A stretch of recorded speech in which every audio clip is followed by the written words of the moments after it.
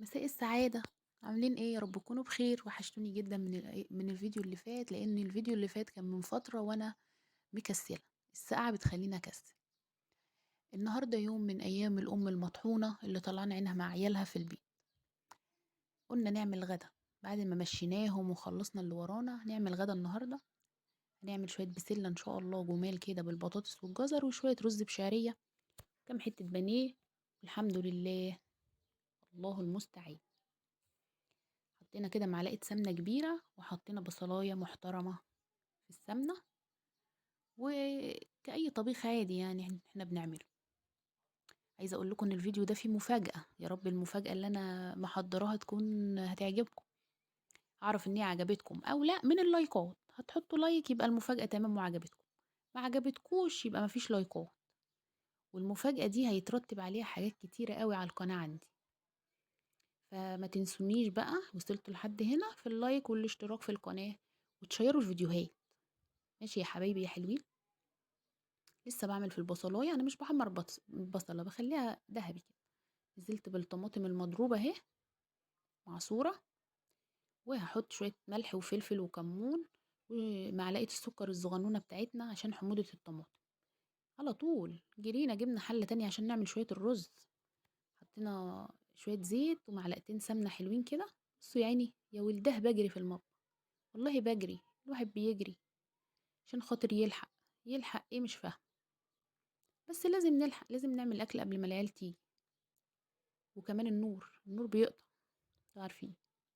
المهم، ادي كانت الطماطم عندي يعني ايه نشفت شويه، رحت نازله بالبطاطس والجزر والبسله والشعريه على النار التانية على الهادي.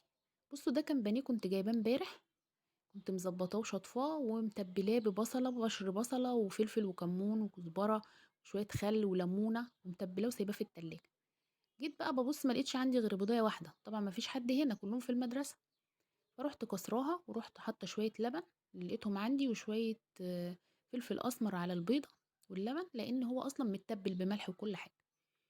وتمام التمام. اعتمدت الطريقه دي على فكره. شويه بقى ايه دقيق، وشويه ده ملح بكمون اللي انا برشه ده، وفلفل اسمر، ودقيق بقسماط، وشويه بيكنج باودر. الطريقه دي حلوه على فكره، بتوفر نقطه بقى الشطه اللي بتنقل البانيه في حته تانية خالص. نقلب. بصوا بجري بجري والدنيا بتجري ورايا والله. اهو، شايفين؟ انا بعد الجري ده كله برضو النور هيقطع عليا وانا بعمل الاكل وكل ده جري، وبرضو النور هيقطع. وخلاص بقت من طقوس يومنا ان النور يقطع. لو النور ما قطعش احنا بنسأل هو النور يا ترى ايه اللي ما خلاهوش يقطع النور. فاهو شغاله انا في البانيه وعماله بجري، وبرضو النور هيقطع.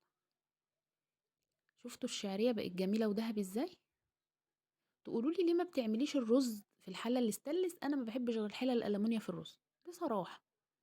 الحله الاستانلس جميله وكل حاجه، بس الرز ما بيطلعش حلو. اي نوع رز بقى، غير في الحله اللي هي الالومنيا. بنشوح كده الرز كويس، هنحط الملح الابيض بتاعه، واكيد يعني حاطين ميه بتغلي في الكتل، والكلام ده كلكم عارفينه. بس انا حبيت اشارك اليوم، وعارفه ان انتوا شطار وجمال خالص، بس بحب اشارك معاكم اليوم.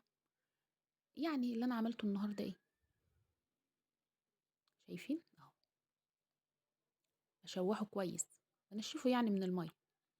ادي الميه السخنه. يا سلام. هيحتاج ميه تاني، اغلي له كمان شويه ميه واحط. ايوه، الله ينور. رجعنا للبانيه. ايوه، ادي البانيه. عايزه اقول لكم البانيه ينفع بدون بيض وبدون لبن، بس هو بيبقى ناشف شويه بصراحه يعني، انما اللبن بيخليه طري، مقرمش من بره وطري من جوه. كان نفسي جدا اوريكم وانا بقطعه كده، بس النور عشان قطع معرفتش بقى ايه اكمل تصوير. كانت الاضاءه جميله قوي. اهي بصوا الاضاءه غامقه ازاي. هنا بقى للبانيه، وقلنا ناخد اللقطه دي عشان هنطلع بقى ايه ناكل فوق السطوح في الضوء بقى.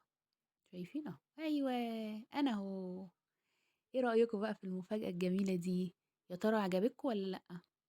انا كنت هي ايه رأيكم بقى في المفاجأة؟ هي دي بقى المفاجأة اللي انا عمالة اتكلم فيها من اول فيديو، ان انا اظهر في القناة. يا ترى بقى المفاجأة عجبتكم ولا لأ؟ ناس كتير بتقول لي: "بقى لِك سنتين على اليوتيوب وما بتظهريش ليه؟" أديني ظهرت أهو يا جماعة. طبعًا الظهور دوّة هينقل القناة لروتينات، وهينقل القناة لفلوجات، وهينقل القناة لحاجات كتير، محتاجة إن أنتم بقى تشجعوني الفترة الجاية دي عشان ما أكسّلش وأعمل فيديوهات أكتر، ونغيّر، يعني إيه نغيّر؟ حاجات كتير في القناة. محتاجة تُقفوا جنبي وتشجعوني دايمًا، وسلام.